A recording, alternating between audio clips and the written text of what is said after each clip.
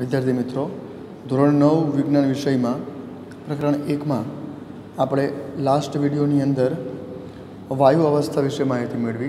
हवे આજનો टॉपिक है शू द्रव्य पोतानी अवस्था ने बदली शके छे। द्रव्य एटले कि घन शू बीजी अवस्था में जई शके छे, शू प्रवाही बीजी अवस्था बदली शके छे, शू वायु पोतानी अवस्था ने छोड़ीने बीजी कोई अवस्था प्राप्त करी शके छे, एना विषयनी माहिती आपणे आजे मेळवीशुं।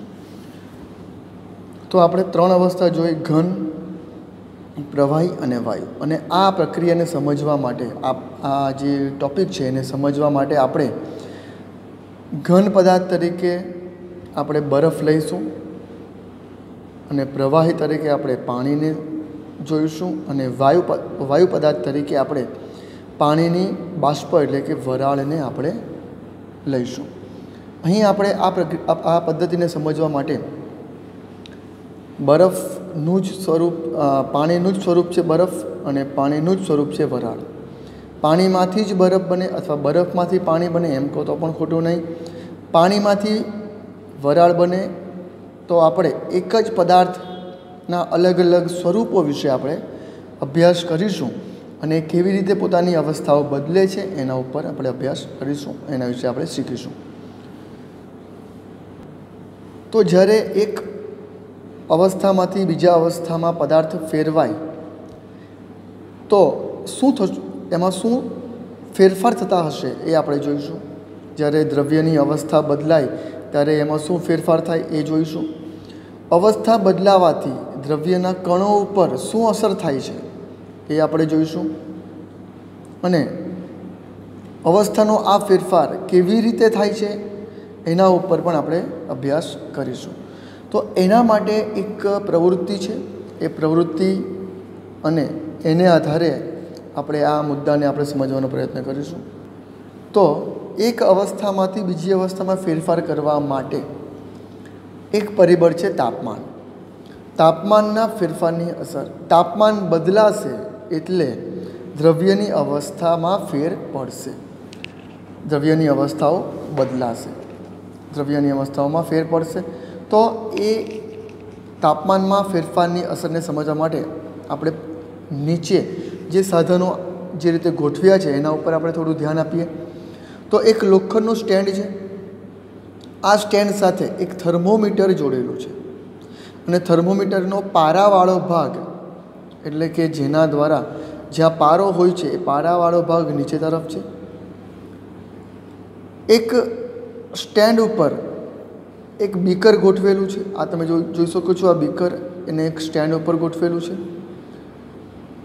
ए बीकरनी अंदर बरफ भरेला है, बरफना टुकड़ा मूक्या है अने नीचेथी बर्नर वडे नीचेथी बर्नर ने सळगावीने आ बरफने एटले के आ बीकरने गरमी आपवामां आवे छे, तापमान वधारवामां आवे छे। शुं थाय छे ए आपणे समजीए।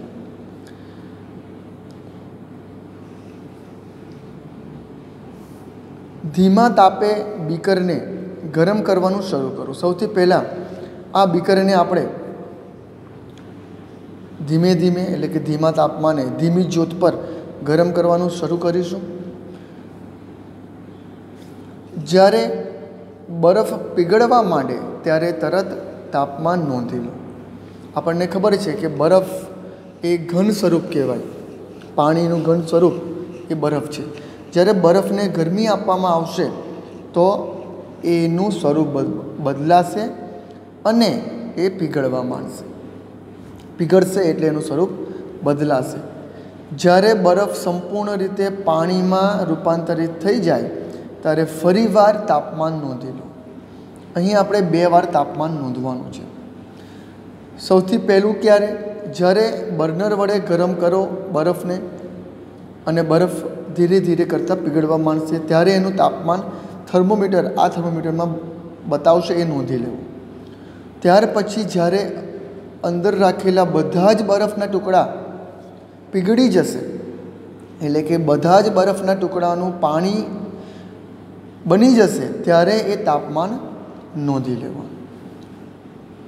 घन अवस्थामांथी प्रवाही अवस्थामां थता आ रूपांतरण माटे तमारुं अवलोकन નોંધો કે આપણે જોયું હતું કે પહેલાં બરફ હતા, બરફને ગરમ કરો તો એ પ્રવાહી બની જાય, એટલે કે બરફને ગરમ કરો તો એ પાણી બની જાય.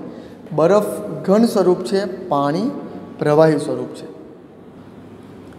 વિદ્યાર્થી મિત્રો, બરફ જે ઘન પદાર્થ છે, બરફને ઉષ્મા આપી, ઉષ્મા એટલે કે ગરમી, બરફને ઉષ્મા આપતા બરફમાંથી પાણી બને છે અને પાણી એ પ્રવાહી પદાર્થ કહેવાય.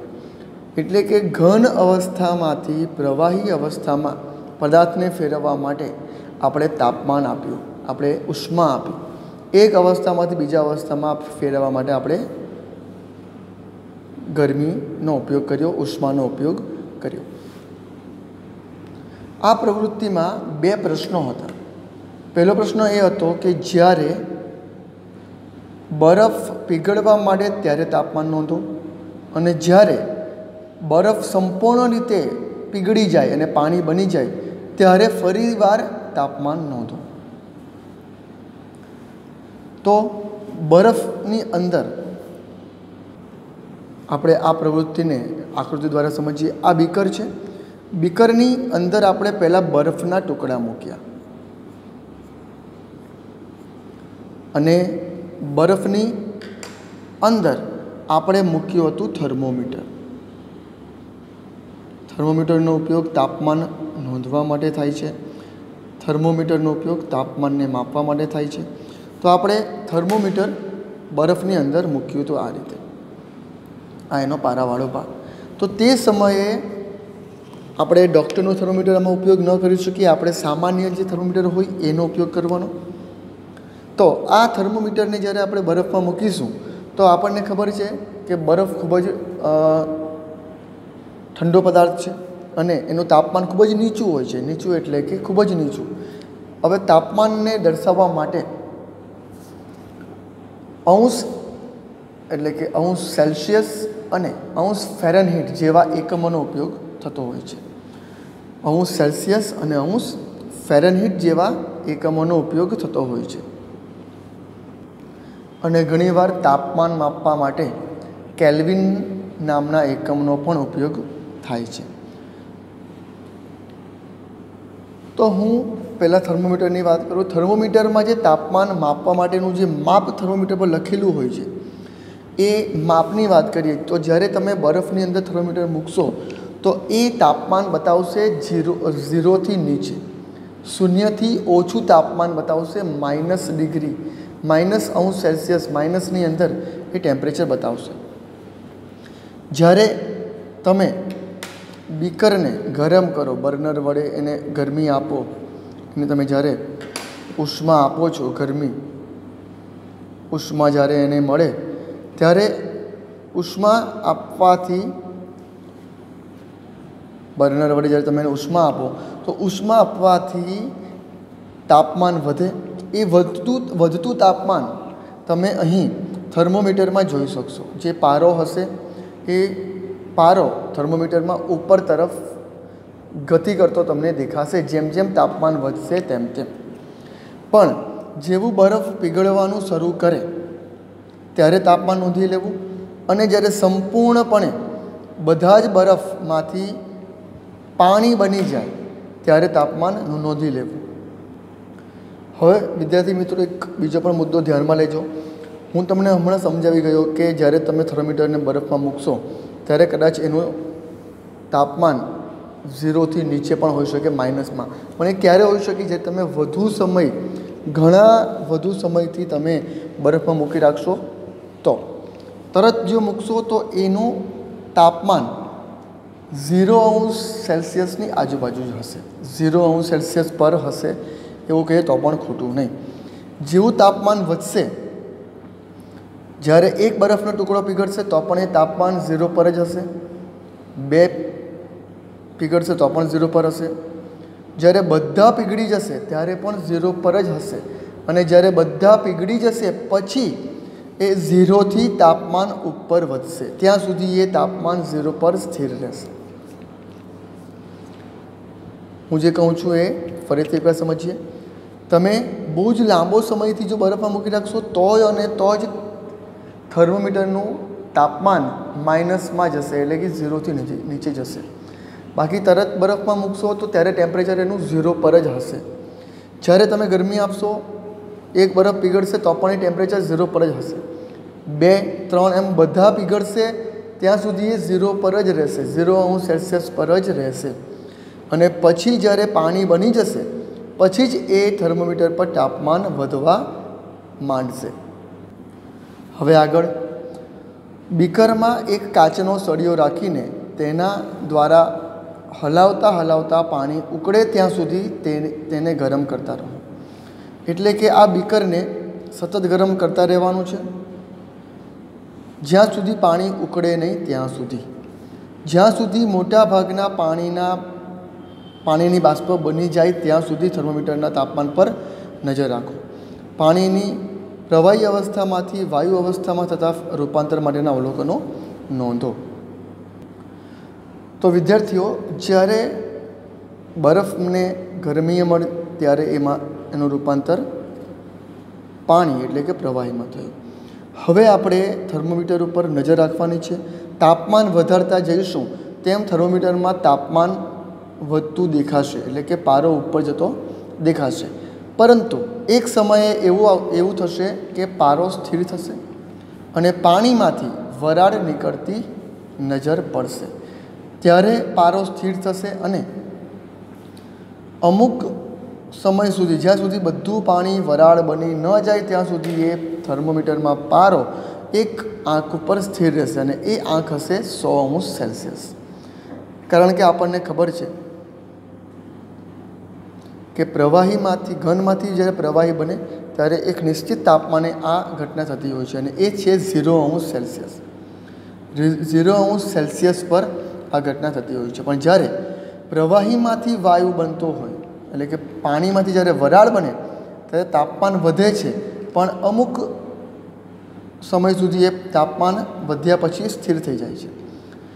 એ સ્થિર ત્યારે થશે જ્યારે પાણીમાંથી વરાળ નીકળવાનું શરૂ થશે, એટલે કે 100°C સુધી રહેશે અને 100°C પર પારો સ્થિર રહેશે. તો વિદ્યાર્થી મિત્રો, જ્યારે પાણીને વધુને વધુ ગરમ કરતા જઈશું તો એ પાણીમાંથી વરાળ બનશે અને તે સમયે જો આપણે જો થર્મોમીટરમાં તાપમાન નોંધીશું તો એ 100°C પર સ્થિર થયેલું જોવા મળશે. આમ તાપમાનના ફેરફારની અસરને જો આપણે સમજવી હોય તો આપણે આ રીતે સમજી શકીએ કે ઘન પદાર્થને ઉષ્મા આપો, ગરમી આપો, તાપમાન વધારો તો ઘન પદાર્થમાંથી પ્રવાહી પદાર્થ બનશે. પ્રવાહી પદાર્થને વધુ ઉષ્મા આપો, ગરમી આપો તો પ્રવાહી પદાર્થમાંથી વાયુ પદાર્થમાં, એટલે કે વાયુ અવસ્થામાં રૂપાંતર થશે. બરફમાંથી પાણી અને પાણીમાંથી વરાળ, આ ઘટના થાય છે. પરંતુ આ ઘટના ચોક્કસ તાપમાન પર થાય છે. અહીં આપણે ઘન, પ્રવાહી અને વાયુ તરીકે પાણીને જ લીધું છે, એટલે કે ઘન પદાર્થ તરીકે પાણીનું સ્વરૂપ લીધું છે અને વાયુ સ્વરૂપ માટે પણ આપણે વાયુ અવસ્થા માટે પણ આપણે પાણીનું સ્વરૂપ લીધું છે, એટલે કે પાણીનું સ્વરૂપ વરાળ, અને અહીં ઘન પદાર્થ માટે પાણીનું સ્વરૂપ આપણે બરફ લીધું છે. એટલે પાણી માટે આ આંકડા જે મેં લખ્યા છે, જે તાપમાન લખ્યું છે, એ ફક્ત અને ફક્ત પાણી માટે શક્ય છે. અલગ અલગ પ્રવાહી પદાર્થોના તાપમાન, એટલે કે ઘનમાંથી પ્રવાહી બનવાનું અને પ્રવાહીમાંથી વાયુ બનવાના તાપમાન અલગ અલગ હોય છે. તો આ અવસ્થા તો બદલાય, પણ આ અવસ્થા કેવી રીતે બદલાય? આમાં એવી રીતે કઈ ઘટના થઈ જેને લીધે ઘનમાંથી પ્રવાહી બન્યું? તો એના માટે હું તમને સમજાવું. ધારો કે આ એક બરફનો ટુકડો છે. આપણને ખબર છે ઘન પદાર્થ છે એટલે એના અણુઓ ખૂબ જ નજીક ગોઠવાયા છે. જ્યારે એને ગરમી આપવામાં આવે ત્યારે એના અણુઓ, એના જે કણો છે એ ગતિ ઉર્જા પ્રાપ્ત કરશે. એટલે કે આ પદાર્થના અણુઓની વાત કરું તો આ અણુની અંદર ગતિ ઉર્જા ઉત્પન્ન થશે. ગતિ ઉર્જા ઉત્પન્ન થશે અને આ અણુ બીજા અણુથી થોડો દૂર જવા માંડશે. આ અણુ બીજા અણુથી થોડો દૂર જવા માંડશે. એમ કહીએ તો ખોટું નહીં કે આ દરેક અણુઓ, જેટલા પણ ઘન પદાર્થના અણુઓ મેં અહીં દર્શાવ્યા છે, અહીં બતાવું તમને ફરીથી. આ દરેક અણુઓ એ બીજા અણુઓથી થોડા થોડા દૂર જવા માંડશે અને એ ગતિ ઉર્જાને આપણે કંપન તરીકે ઓળખીશું. આ અણુઓની અંદર ખાસ કંપન ઉત્પન્ન થશે અને એ કંપનને પરિણામે એક અણુ બીજા અણુથી થોડો થોડો દૂર જતો જશે. એક અણુ બીજા અણુથી દૂર જતો જશે.